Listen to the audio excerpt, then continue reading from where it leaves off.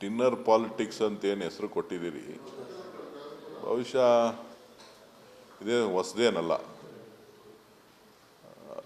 ಸ್ನೇಹಿತರು ಮತ್ತು ವಿಶೇಷ ಸಂದರ್ಭಗಳಲ್ಲಿ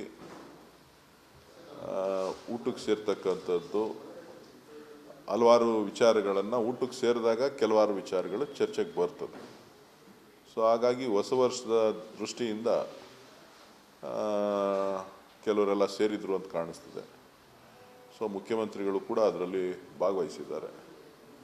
ಸೊ ಹಾಗಾಗಿ ಇದಕ್ಕೆ ವಿಶೇಷ ಅರ್ಥ ಏನಿಲ್ಲ. ರಾಜಕಾರಣದಲ್ಲಿ ನೀವು ಮಾಧ್ಯಮಗಳು ಹೇಳೋ ರೀತಿಯಲ್ಲಿ ಏನೋ ವಿಶೇಷವಾದಂಥ ಬದಲಾವಣೆ ಆಗ್ತಾ ಇದೆ, ಒತ್ತಡ ಬರ್ತಾ ಇದೆ ಅನ್ನೋಂಥ ಅರ್ಥ ಕಲ್ಪಿಸುವಂಥದ್ದಿಲ್ಲ. ಇವತ್ತು ರಾಜ್ಯದಲ್ಲಿ ಸಿದ್ದರಾಮಯ್ಯನವರ ನೇತೃತ್ವದಲ್ಲಿ ಸರ್ಕಾರ ನಡೀತಾ ಇದೆ. ಅದನ್ನು ಯಾರೂ ಕೂಡ ಚರ್ಚೆನೂ ಕೂಡ ಮಾಡ್ತಾ ಇಲ್ಲ. ಸೊ ಸಿದ್ದರಾಮಯ್ಯನವರೇ ಮುಖ್ಯಮಂತ್ರಿಗಳೇ ಅಲ್ಲಿ ಭಾಗವಹಿಸಿದ್ರಿಂದ ಇದಕ್ಕೆ ಹೆಚ್ಚು ಅರ್ಥ ಕಲ್ಪಿಸುವಂಥ ಅವಶ್ಯಕತೆ ಇಲ್ಲ ಅಂತ ಹೇಳಿ ನಾನು ಭಾವಿಸಿದ್ದೇನೆ.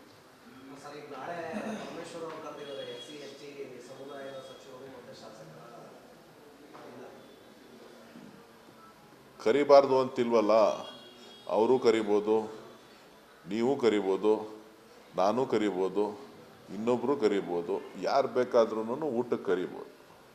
ಊಟಕ್ಕೆ ಕರೆಯೋದ್ರಲ್ಲಿ ಬೇರೆ ಅರ್ಥ ಕಲ್ಪಿಸುವಂಥದ್ದು ಅವಶ್ಯಕತೆ ಇಲ್ಲ. ಸೊ ಪರಮೇಶ್ವರ್ ನಮ್ಮ ಹಿರಿಯ ನಾಯಕರಿದ್ದಾರೆ, ಗೃಹ ಮಂತ್ರಿಗಳಿದ್ದಾರೆ.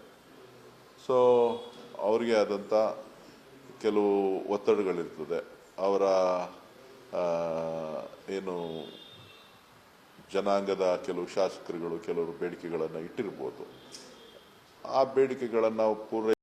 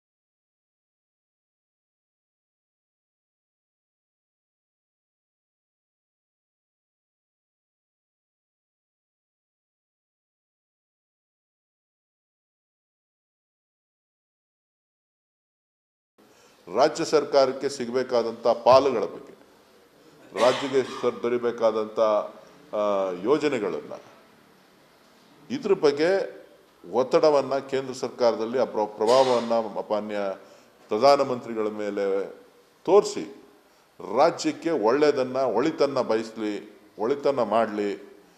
ಬಂದದ್ದು ಆರೋಪ ಮಾಡೋದು, ಬರೋದು ಶನಿವಾರ ಭಾನುವಾರ ಬರೋದು ಆರೋಪ ಮಾಡೋದು ಅಷ್ಟು ಒಳ್ಳೆಯ ಬೆಳವಣಿಗೆ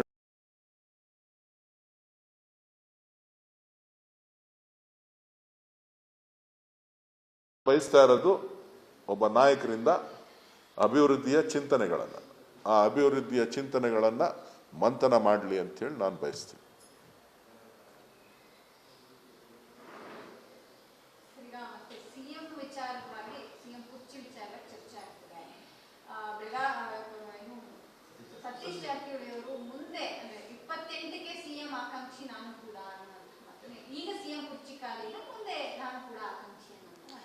ಅವ್ರನ್ನ ನೀವು ಕೇಳಬೇಕು. ಅವ್ರ ಆಕಾಂಕ್ಷಿ ಆಗಿದ್ರೆ ಅವ್ರ ಸ್ವಂತ ವೈಯಕ್ತಿಕ ಅಭಿಪ್ರಾಯ. ಅವರು ನಾಯಕರಿದ್ದಾರೆ, ಒಂದು ಸಮುದಾಯದ ಮುಖಂಡರು. ಸೊ ಅವರು ಕೂಡ ಒಂದಷ್ಟು ಆಸೆ ಆಕಾಂಕ್ಷೆಗಳನ್ನು, ರಾಜಕಾರಣದಲ್ಲಿರ್ತಕ್ಕಂಥವರೆಲ್ಲರೂ ಕೂಡ ಒಂದಷ್ಟು ಆಸೆ ಆಕಾಂಕ್ಷೆಗಳನ್ನು ಇಟ್ಕೊಂಡಿರ್ತಾರೆ. ಅವರೊಬ್ಬರೇ ಮುಖ್ಯಮಂತ್ರಿ ಆಗಬೇಕು ಅನ್ನೋ ಆಸೆ ಇರ್ತಕ್ಕಂಥವರೆಲ್ಲ ಸಾಕಷ್ಟು ಜನ ಇದ್ದಾರೆ. ಸೊ ಹಾಗಾಗಿ ತಪ್ಪಿಲ್ಲ, ತಪ್ಪು ಅಂತ ಹೇಳಲಿಕ್ಕೆ ಆಗೋದಿಲ್ಲ. ಅವಕಾಶ ಸಿಗುತ್ತಾವ ಅಂತ ಸರ್ ಕಾಂಗ್ರೆಸ್ ಪಕ್ಷ? ನನಗೆ ಗೊತ್ತಿಲ್ಲ ಅದು. ಕಾಂಗ್ರೆಸ್ ಪಕ್ಷ ತೀರ್ಮಾನ ಮಾಡೋದು ಕಾಂಗ್ರೆಸ್ನ ಅಧಿಕಾರಕ್ಕೆ ತಂದ ಮೇಲೆ. ಅಧಿಕಾರಕ್ಕೆ ತರಬೇಕಾದಂಥ ಜವಾಬ್ದಾರಿ 140 ಜನ ಶಾಸಕರ ಮೇಲಿದೆ. 140 ಜನ ಶಾಸಕರು ಅಧಿಕಾರಕ್ಕೆ ಏನು ತಂದಿದ್ದಾರೆ, ಜನ ರಾಜ್ಯದಲ್ಲಿ ಕಾಂಗ್ರೆಸ್ ಪಕ್ಷ ಅಧಿಕಾರದಲ್ಲಿ ಇವತ್ತು ಬಂದಿದೆ, ಅದು ಎಷ್ಟು ಕಷ್ಟಪಟ್ಟು ಅಧಿಕಾರಕ್ಕೆ ಬಂದಿದೆ ಅನ್ನೋದನ್ನು ಅರ್ಥ ಮಾಡಿಕೊಂಡು ಪ್ರತಿಯೊಬ್ಬರು ಕೂಡ ಎಚ್ಚರಿಕೆಯ ನಡೆಯನ್ನು ಇಡಬೇಕಾಗ್ತದೆ.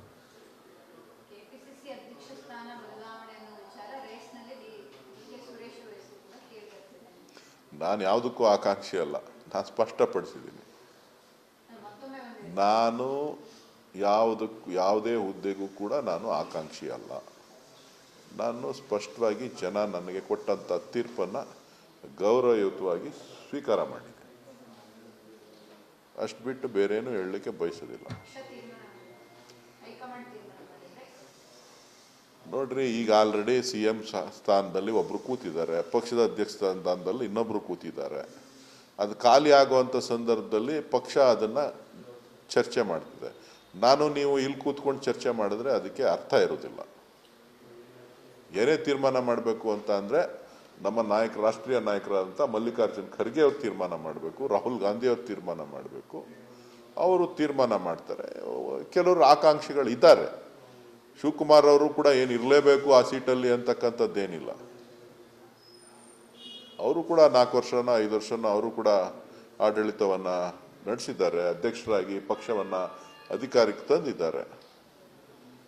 ಯಾರು ಬೇಕಾರಾಗಲಿ, ಸತೀಶ್ ಜಾರಕಿಹೊಳಿ ಆದರೂ ಸಂತೋಷ, ರಾಜಣ್ಣ ಆದರೂ ಸಂತೋಷ, ಪರಮೇಶ್ವರ್ ಆದರೂ ಮತ್ತೊಮ್ಮೆ ಆದರೂ ಇನ್ನೊಬ್ಬರು ಸಂತೋಷ, ಅಥವಾ ಇನ್ಯಾರಾದ್ರೂ ನಾವು ಆಗಲೇಬೇಕು ಅಂತ ಹೇಳಿ ಭಾಳ ತರಾತುರಿನಲ್ಲಿದ್ದರೆ ಅವರು ಅದಕ್ಕೂ ಸಂತೋಷ. ಯಾರು ಆಗಬಾರ್ದು ಅಂತೇನಿಲ್ಲ, ಆಗ್ಬೋದು. ರಾಜ್ಯ ಸರ್ಕಾರಕ್ಕೆ ಸಿಗಬೇಕಾದಂಥ ಪಾಲುಗಳ ಬಗ್ಗೆ, ರಾಜ್ಯಕ್ಕೆ ದೊರೆಯಬೇಕಾದಂಥ ಯೋಜನೆಗಳನ್ನು, ಇದ್ರ ಬಗ್ಗೆ ಒತ್ತಡವನ್ನು ಕೇಂದ್ರ ಸರ್ಕಾರದಲ್ಲಿ ಆ ಪ್ರಭಾವವನ್ನು ಮಾನ್ಯ ಪ್ರಧಾನಮಂತ್ರಿಗಳ ಮೇಲೆ ತೋರಿಸಿ ರಾಜ್ಯಕ್ಕೆ ಒಳಿತನ್ನು ಬಯಸಲಿ, ಒಳಿತನ್ನು ಮಾಡಲಿ.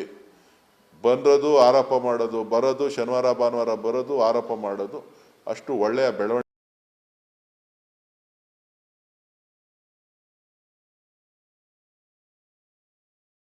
ಬಯಸ್ತಾ ಇರೋದು ಒಬ್ಬ ನಾಯಕರಿಂದ ಅಭಿವೃದ್ಧಿಯ ಚಿಂತನೆಗಳನ್ನು, ಆ ಅಭಿವೃದ್ಧಿಯ ಚಿಂತನೆಗಳನ್ನು ಮಂಥನ ಮಾಡಲಿ ಅಂತೇಳಿ ನಾನು ಬಯಸ್ತೀನಿ.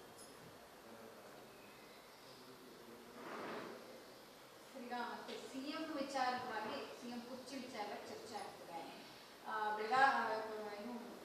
ಸತೀಶ್ ಜಾರಕಿಹೊಳಿ ಅವರು ಮುಂದೆ ಅಂದ್ರೆ 28ಕ್ಕೆ ಸಿಎಂ ಆಕಾಂಕ್ಷಿ ನಾನು ಕೂಡ ಈಗ ಸಿಎಂ ಕುರ್ಚಿ ಕಾಲಿಲ್ಲ, ಮುಂದೆ ನಾನು ಕೂಡ ಆಕಾಂಕ್ಷಿ. ಅವ್ರನ್ನ ನೀವು ಕೇಳಬೇಕು. ಅವ್ರ ಆಕಾಂಕ್ಷಿ ಆಗಿದ್ರೆ ಅವ್ರ ಸ್ವಂತ ವೈಯಕ್ತಿಕ ಅಭಿಪ್ರಾಯ. ಅವರು ನಾಯಕರಿದ್ದಾರೆ, ಒಂದು ಸಮುದಾಯದ ಮುಖಂಡರು. ಸೊ ಅವರು ಕೂಡ ಒಂದಷ್ಟು ಆಸೆ ಆಕಾಂಕ್ಷೆಗಳನ್ನು, ರಾಜಕಾರಣದಲ್ಲಿರ್ತಕ್ಕಂಥವ್ರೆಲ್ಲರೂ ಕೂಡ ಒಂದಷ್ಟು ಆಸೆ ಆಕಾಂಕ್ಷೆಗಳನ್ನು ಇಟ್ಕೊಂಡಿರ್ತಾರೆ. ಅವರೊಬ್ಬರೇ ಮುಖ್ಯಮಂತ್ರಿ ಆಗಬೇಕು ಅನ್ನೋ ಆಸೆ ಇರ್ತಕ್ಕಂಥವರೆಲ್ಲ ಸಾಕಷ್ಟು ಜನ ಇದ್ದಾರೆ. ಸೊ ಹಾಗಾಗಿ ತಪ್ಪಿಲ್ಲ, ತಪ್ಪು ಅಂತ ಹೇಳಲಿಕ್ಕೆ ಆಗೋದಿಲ್ಲ. ನನಗೆ ಗೊತ್ತಿಲ್ಲ ಅದು. ಕಾಂಗ್ರೆಸ್ ಪಕ್ಷ ತೀರ್ಮಾನ ಮಾಡೋದು ಕಾಂಗ್ರೆಸ್ನ ಅಧಿಕಾರಕ್ಕೆ ತಂದ ಮೇಲೆ.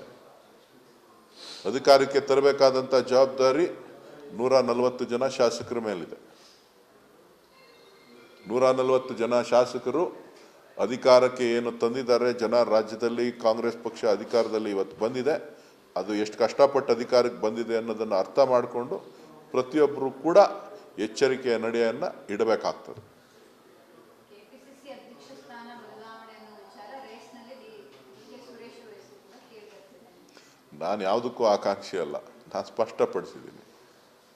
ಮತ್ತೊಮ್ಮೆ ನಾನು ಯಾವುದೇ ಹುದ್ದೆಗೂ ಕೂಡ ನಾನು ಆಕಾಂಕ್ಷಿ ಅಲ್ಲ. ನಾನು ಸ್ಪಷ್ಟವಾಗಿ ಜನ ನನಗೆ ಕೊಟ್ಟಂಥ ತೀರ್ಪನ್ನು ಗೌರವಯುತವಾಗಿ ಸ್ವೀಕಾರ ಮಾಡಿದೆ. ಅಷ್ಟು ಬಿಟ್ಟು ಬೇರೇನು ಹೇಳಲಿಕ್ಕೆ ಬಯಸೋದಿಲ್ಲ. ಹೈಕಮಾಂಡ್